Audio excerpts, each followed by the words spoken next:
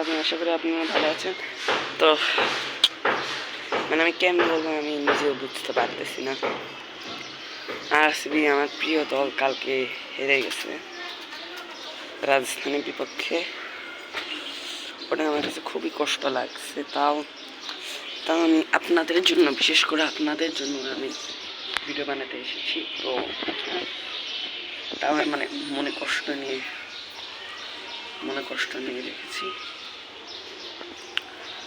তো এখন একটা ভিডিও বানাচ্ছি, সেটা হচ্ছে প্রিভিউ নিয়ে, গত ম্যাচের preview, review, post match presentation ইত্যাদি। তো শুরু করা যাক। প্রথমে আরসিবি ব্যাটিং করতে আসে। তো তখন অ্যাকচুয়ালি ফিল সল্ট প্রথম বলে আউট হয়। আমি তখনই বুঝে গেছি কিছু একটা গন্ডগোল হবে আজকের ম্যাচে। তারপরে দেখতেছিলাম যে এই বিরাট কোহলি আর দেবদত্ত পাডিক্কাল অনেক ভালো পার্টনারশিপ করেছে। তো তারপরে কিন্তু দেবদত্ত পাডিক্কাল আউট হয়েছে। তারপরে পাটিদার নামে স্লো ইনিংস খেলতে থাকে, বাট পরক্ষণে বিরাট কোহলিও পিটানি, কিন্তু বিরাট কোহলি আউট হয়ে যায়। তো এর ফলে আসলে ব্যাকফুটে চলে যায় আর কি, ব্যাকফুটে। তো তারপরে জিতের শর্মাও আউট হয়, কুণাল পান্ডে আউট হয়, কেউ মানে টিকতে পারতেছিল না। পরে ডোমিনিক শেফার্ড 200 স্ট্রাইক রেটে একটু রান করছে। আর ক্যাপ্টেন ভালো জিতছে, 62 করছে। কিন্তু বড়টাই আমার মনে বল বেশি খেলে গেছে, যেটা নর্মালি খেলে রাজত পাটিদার। ও কত 42 বলে মানে 62 করছে নাকি 34 বলে। যাই হোক, সবাই ভালো বোলিং করছে, বাট রাবি বিষ্ণু ও কেমনে বিরাট কোহলি আউট করলো এটাই আমি বুঝতে পারতেছি না। তো তাও ঠিক আছে। তারপরে আসে হইলো চলে আর কি। তারপরে ভুবনেশ্বর কুমারও আসে, চাইন মারে, ভেঙ্কটেশ আয়ারের ইম্প্যাক্ট করেছে। আমি বলতে পারি যদি হচ্ছে যে রানস অনেক হইতো স্কোর বোর্ডে, তাইলে ওরা, আমি 100% শিওর আরসিবি জেকব ডাফিকেই নামাইতো।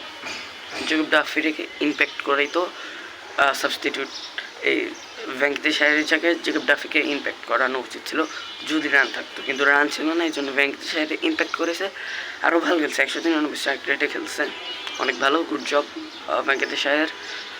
তারপরে আসলে আরসিবির বলিং ইনিংস প্রথম ওভারে চলে যায় 9 রান, চলে ঠিক আছে।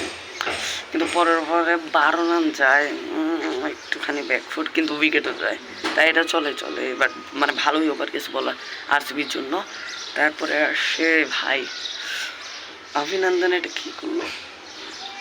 আচ্ছা, অভিনন্দনের কথা পরে আসে। সূর্যবংশী কেমনে ভাই, আমার বয়স এখন 14 বছর হবে। হ্যাঁ, আর কি করবো ভাই, ও 15 বছর বয়সে এত ভালো খেলবে, শেখা উচিত আমাদের। তো তাও চললো। তারপরে আর কি, সূর্যবংশী ভালোই খেলছে, 15 বলে 53 রান করছে। তারপরে আস্তে আস্তে সেঞ্চুরি কাছে গেছে, কিন্তু করতে পারেনি, আউট হয়েছে কুণাল পান্ডে বলে। পরের ভাই অভিনন্দন কি করলো ভাই, 3 ওভার বল গেছে 54 রান, কোনো উইকেটও নেয়নি ভাই। আমার মনে হয় কি জানো, আমার রাজত পাটিদারেরই দোষ। অভিনন্দনের নামে রে ইয়াস দয়ালে নামাইতে পারত, শ্রেয়স শর্মার নামাইতে পারত। ইয়াস দয়াল, শ্রেয়স শর্মা, জেকব ডাফি, রাশিক সালান্দা, 4 জনের যে আছে এদের নামাইতে পারত, কিন্তু তা না, অভিনন্দনের কাছে আছে। মানে কেন আমি বুঝতে পারছি না।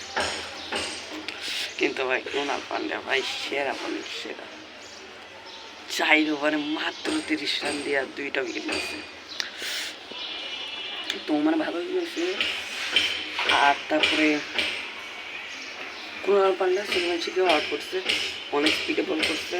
আর সূর্যবংশী খেলতে একটু কোনায় লাগছে ব্যাটের, তো ক্যাচ আউট হয়ে গেছে। কিন্তু ভাই সেমন হিটম্যান কি এমনি আউট করলো, এটা বাউন্সার দিছে, কুণাল পান্ডে বাউন্সার দিল, ওই সিমরান হিটম্যান বলার এমনি খেলতে গেছে, র্যাম্প শট সোজা থার্ড ম্যানে চেয়েছে, কাছে ক্যাচ। তাও আমার মনে হয় কি যে সবাই মোটামুটি খেলছে ভালো, আর খেলে জিতে যেত। কিন্তু ভাই ওই যে জশ হাজারপুরের লাস্ট ওভার ওর চতুর্থ ওভার আর অভিনন্দনের 3 নম্বর ওভারটা খেয়ে দিচ্ছে গেমটারে, নাহলে আরসিবির হাতেই যাইতো গেমটা।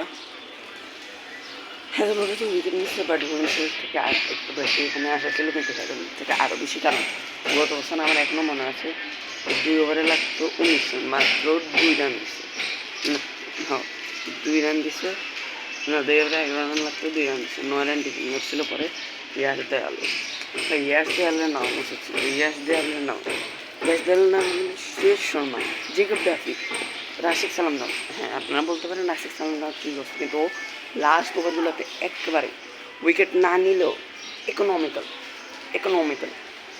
অনেক সেরা ইকোনমিক্যাল বলার, কিন্তু ভাই খুবই কষ্ট লাগছে।